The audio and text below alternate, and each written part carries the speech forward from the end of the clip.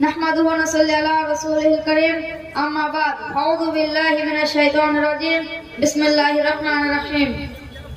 May peace, mercy and blessings of Almighty God Allah Subhanahu wa Taala be upon all of you. The Honorable President, the Honorable Chief Guest, the Honorable Teachers, and the dear audience. Assalamu alaikum wa rahmatullahi wa barakatuh. Now I am talking about our madrasa education system. The story is very glorious.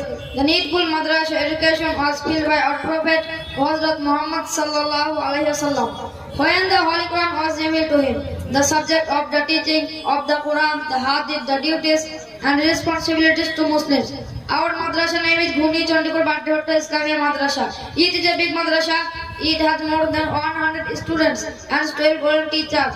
It has teacher common room, student common room, library room. Our madrasa is the best madrasa in our locality.